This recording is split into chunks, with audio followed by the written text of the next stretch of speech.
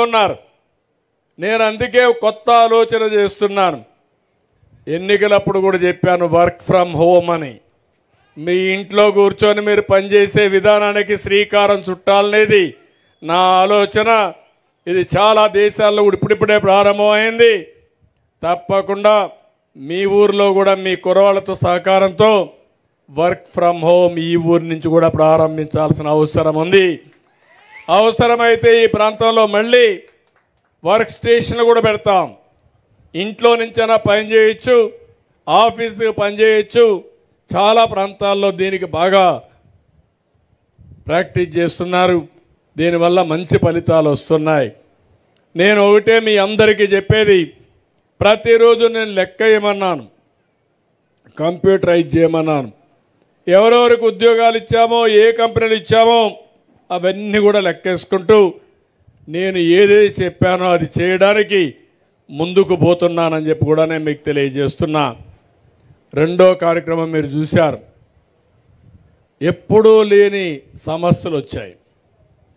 ఈరోజు రాష్ట్రంలో మీరు చూస్తే నాకు వచ్చే అర్జీల్లో 50% అర్జీలు భూ సమస్యలు వస్తున్నాయి.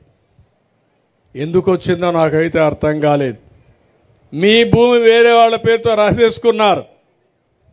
22A అనే పేరు మార్చి ఇది ప్రభుత్వ భూమి అని ఎక్కడికక్కడ సెటిల్ చేసుకుంటూ పెద్ద ఎత్తున భూ సమస్యలకు తెరదీశారు. ఇంకో పక్క ఒక చట్టం మీరు చూశారు, ల్యాండ్ టైటిలింగ్ యాక్ట్ అని. నేను అప్పుడు ఎన్నికల్లో చెప్పాను, ఇదే కర్నూలులో నేను ఇక్కడ కాల్చాను, ఇక్కడే కాల్చాను ఆ కాపీని కూడా. అందుకే వచ్చిన మొట్టమొదటిసారి సంతకం పెట్టి కేబినెట్లో ఆమోదించి అసెంబ్లీలో కూడా చట్టం చేసిన పార్టీ తెలుగుదేశం ప్రభుత్వం అని చెప్పి కూడా నేను మీకు తెలియజేస్తున్నా. అయితే వీళ్ళు చేసిన తప్పులు వెంటాడుతున్నాయి. కొన్ని వేల మంది, లక్షల మంది మీ భూమి వేరే వాళ్ళ పేరుతో రాయిచ్చేశారు.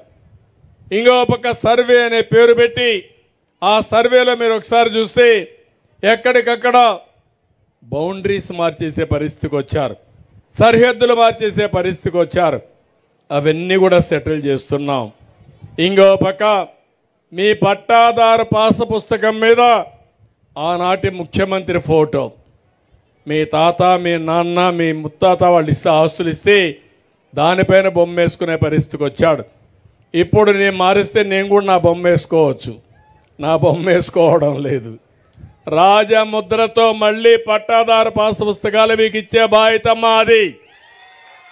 ఒక పైసా ఖర్చు ఉండదు. దీనికి కూడా శ్రీకారం చుట్టాం. తొందరలోనే సర్వే చేస్తాం, క్యూఆర్ కోడ్ పెడతాం. ఫోన్లో ఆ క్యూఆర్ కోడ్ చూపిస్తే మీ భూమి ఉందో ఎక్కడుందో అక్కడికి నేరుగా వెళ్ళిపోయేట్టుగా జీపీఎస్ కూడా పెట్టి, జీఏఎస్ పెట్టి మీకు పట్టాదారు పాస్ పుస్తకాలు ఇచ్చే బాధ్యత మాదని మీ అందరికీ హామీ ఇస్తున్నా. ఇప్పుడే చెప్పా, పింఛన్లు ఇచ్చాం. అన్నా క్యాంటీన్, దుర్మార్గుడు అన్నా క్యాంటీన్ కూడా క్యాన్సిల్ చేశాడు. ఇప్పటికే 175 పెట్టాం. 5 రూపాయలకే భోజనం, బ్రేక్ఫాస్ట్ 5 రూపాయలకే, మధ్యాహ్నం 5 రూపాయలే. 3 పూట్ల భోజనం చేసిన 15 రూపాయలతో భోజనం పెట్టే ప్రభుత్వం ఎక్కడన్నా దొరుకుతుందా? ఒక్కసారి ఆలోచించండి. పేదవాడికి అండగా ఉండాలి. అందుకే నాణ్యమైనటువంటి పౌష్టికాహారాన్ని మనం ఈరోజు అందజేసే పరిస్థితికి వచ్చాం. దీనివల్ల జీవన ప్రమాణాలు బాగా పెరుగుతాయని చెప్పి నేను మీకు తెలియజేస్తున్నా. ఈరోజు ఈ గ్రామానికి వచ్చాను.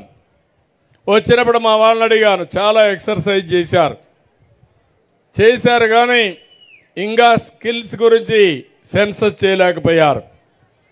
ఈ ఊర్లో ఉండే వాళ్ళందరి నైపుణ్యం తీసుకొని అవసరమైతే మీ స్కిల్ డెవలప్మెంట్ చేసి నైపుణ్యాన్ని పెంచి మీకు ఉపాధి అవకాశాలు కల్పించడానికి శ్రీకారం చుడతాం.